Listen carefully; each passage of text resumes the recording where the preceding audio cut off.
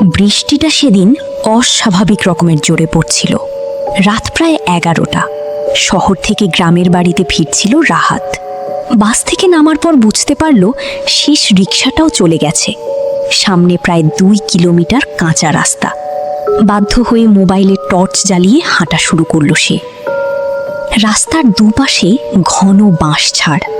বাতাসে বাঁশের ডাল একে অপরের সঙ্গে ধাক্কা খেয়ে অদ্ভুত শব্দ করছিল। হঠাৎ রাহাত খেয়াল করল তার পিছনে কারো পায়ের শব্দ শোনা যাচ্ছে। টুক টুক টুক। সে থেমে গেল, শব্দও থেমে গেল। আবার হাঁটতে শুরু করতেই আবার সেই শব্দ, এবার একটু দ্রুত। রাহাত পিছনে তাকালো, কেউ নেই। নিজেকে বুঝ দিল মনের ভুল। কিন্তু ঠিক তখনই রাস্তার পাশে একটা মেয়েকে দাঁড়িয়ে থাকতে দেখল।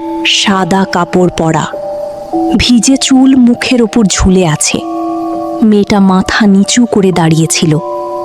রাহাত ভয় পেলেও সাহস করে বলল, আপনি ঠিক আছেন? মেয়েটা ধীরে ধীরে মুখ তুলল। অদ্ভুত সুন্দর একটা মুখ, কিন্তু চোখ দুটো কেমন যেন ফ্যাকাশে। সে আস্তে বলল, আমাকে একটু সামনে পর্যন্ত নিয়ে যাবেন? রাহাত ইতস্তত করল, কিন্তু এই ঝড় বৃষ্টির রাতে একটা মেয়েকে একা ফেলে যেতেও খারাপ লাগছিল। দুজনে পাশাপাশি হাঁটতে শুরু করলো।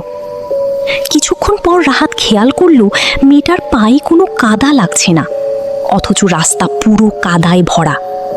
তার বুকের ভেতরটা ধক করে উঠল। সে জিজ্ঞেস করল, আপনার বাড়ি কোথায়? মেয়েটা আঙুল তুলে সামনে একটা পুরনো বাড়ি দেখালো। বাড়িটা প্রায় ধ্বংস হয়ে গেছে, জানালাগুলো ভাঙা, চারপাশে আগাছা। রাহাত থেমে গেল। এখানে কেউ থাকে? মেয়েটা মৃদু হেসে বলল, আগে থাকতো। তার কণ্ঠ শুনে রাহাতের শরীর ঠান্ডা হয়ে গেল। হঠাৎ বিদ্যুৎ চমকালো। সেই আলোতে রাহাত যা দেখল তাতে তার গলা শুকিয়ে গেল। মেয়েটার পা মাটিতে নেই, সে বাতাসে ভাসছে। রাহাত পিছিয়ে যেতে লাগলো। মেয়েটা এবার এক দৃষ্টিতে তার দিকে তাকালো। তুমি ভয় পাচ্ছ? মেয়েটা ধীরে ধীরে, সবাই ভয় পায় যেদিন জানে আমি মারা গেছি। হঠাৎ চারপাশের বাতাস ভারী হয়ে উঠল। বাঁশঝাড় থেকে ফিস ফিস শব্দ আসতে লাগলো। রাহাত দৌড় দিতে যাবে, ঠিক তখনই মেয়েটা বলল, থামো, আমি তোমাকে কিছু দেখাতে চাই। তার চোখ দুটো হঠাৎ সম্পূর্ণ কালো হয়ে গেল। রাহাত যেন নিজের ইচ্ছার বিরুদ্ধে দাঁড়িয়ে রইল। মেয়েটা কাঁপা গলায় বলল, 10 বছর আগে এই বাড়িতে আমাকে মেরে ফেলা হয়েছিল।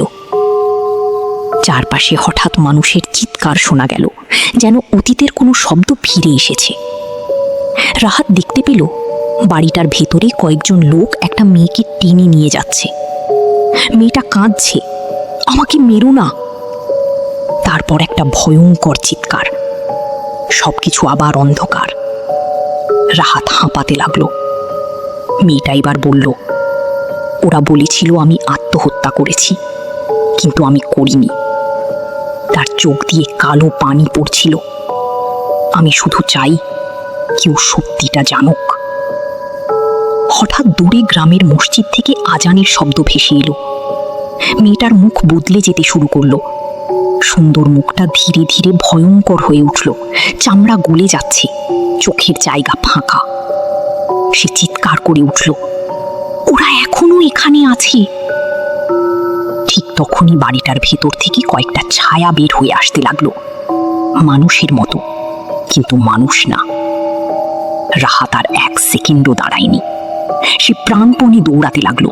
পিছন থেকে মেয়েটার ভয়ঙ্কর হাসির শব্দ শুনতে পাচ্ছিল। পরদিন সকালে গ্রামের মানুষ তাকে রাস্তার পাশে অচেতন অবস্থায় খুঁজে পায়। সব শুনে গ্রামের এক বৃদ্ধ চুপ হয়ে গেলেন।